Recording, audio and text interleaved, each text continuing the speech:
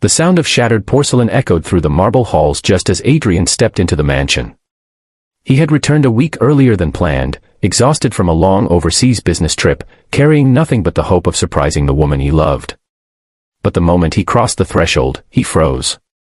In the center of the grand living room stood his pregnant wife, Elena, her trembling hands wrapped protectively around her swollen belly, her eyes full of tears she was trying desperately not to let fall. Facing her was his mother, Veronica, elegant as always in silk and diamonds, but with cruelty burning in her eyes as she pointed toward the front door like Elena was nothing more than an unwanted servant. A half-packed suitcase lay at Elena's feet, clothes spilling across the polished floor.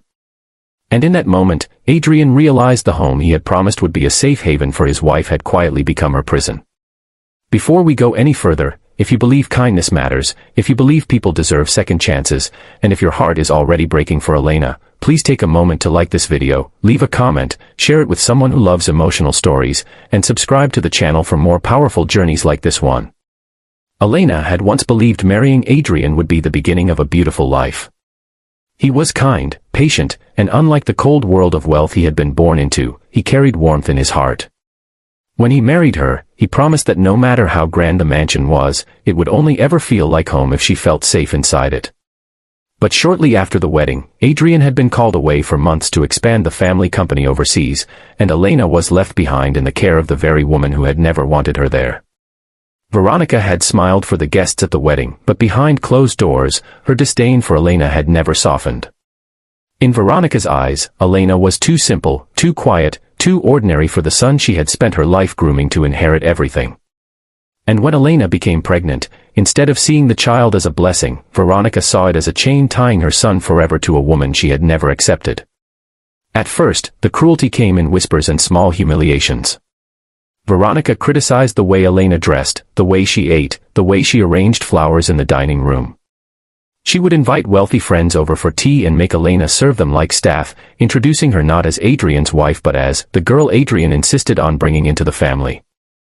Elena endured it all in silence, telling herself that Adrian was working hard for their future and that she could survive a few cruel words if it meant protecting his peace of mind.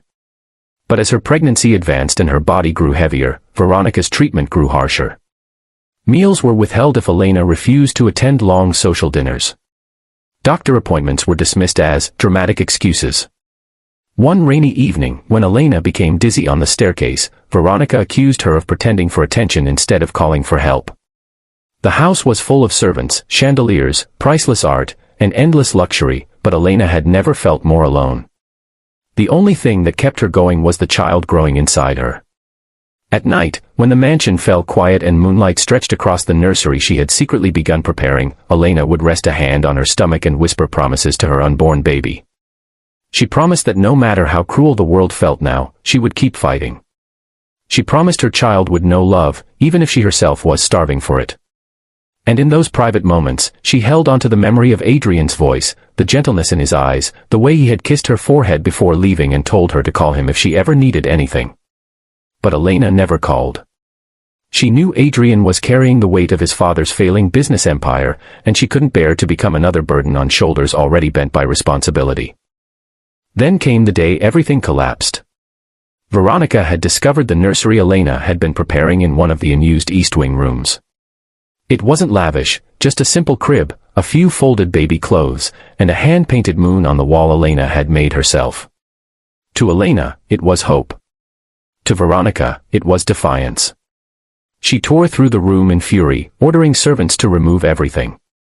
She called the nursery pathetic and said no grandchild of hers would be raised by a woman who didn't belong in the family. When Elena begged her to stop, Veronica accused her of trapping Adrian with the baby and declared that before Adrian returned, Elena would be gone. That was why the suitcase now sat by the door. That was why Elena stood there, pale and shaking, while Veronica tried to throw her out of the house she had every right to call home. Adrian had heard enough before he stepped fully into the room. His voice cut through the air like thunder, stopping everyone in place. The silence that followed was so heavy it seemed to swallow the entire mansion. Veronica's face drained of color as she turned and saw her son standing there, his suitcase still in his hand, his eyes fixed not on her but on the woman trembling in front of him. Adrian rushed to Elena first. He dropped to his knees before her, gently gathering the clothes that had spilled onto the floor, then rose and wrapped his arms around her as though trying to shield her from every cruel moment she had endured in his absence. Elena broke then, the tears she had held back for months spilling freely against his chest. For the first time since he left, she allowed herself to feel how exhausted, humiliated, and frightened she had truly been. What hurt Adrian most was not just what he had seen, but what he had failed to see. As Elena trembled in his arms, he noticed how much thinner she had become, the shadows beneath her eyes, the way she flinched at sudden movement. This was not the radiant woman he had kissed goodbye. This was someone who had been surviving, not living. And in that moment, Adrian understood that while he had been building a future for his family, he had left his wife alone in the hands of someone determined to break her. He turned to his mother with a calmness far more terrifying than anger and told her that if she could treat the mother of his child with such cruelty, then she had no place in the life he was trying to build. Veronica tried to defend herself. She spoke of standards, reputation, family legacy, all the things she had valued more than compassion. But Adrian saw through every excuse. He told her that legacy meant nothing if it was built on humiliation, and that wealth was worthless if it stripped a person of their humanity. That night, for the first time in his life, Adrian chose love over obedience.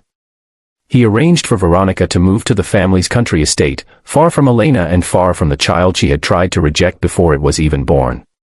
The servants who had watched Elena suffer in silence lowered their heads in shame, and the mansion that had once echoed with Veronica's cold authority finally fell still.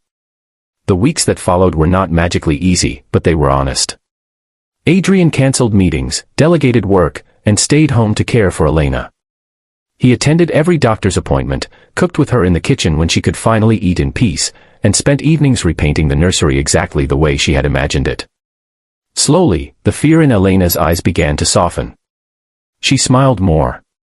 She laughed again. She let herself believe that perhaps the mansion could become a home after all, not because of its size or beauty, but because the person beside her was finally fully present. And when their daughter was born on a quiet spring morning, Adrian held both mother and child with tears in his eyes, overwhelmed by how close he had come to losing the very heart of his life without ever realizing it. Months later, Veronica sent letters asking for forgiveness. Elena, with the softness that had survived even cruelty, did not answer with revenge. She asked Adrian only for time. She wanted their daughter to grow up in a home where kindness was stronger than bitterness, but she also knew that healing did not mean pretending the wounds never happened. So they took things slowly. Boundaries were set. Respect was no longer negotiable. And in that choice, Elena found something even greater than acceptance. She found her own voice.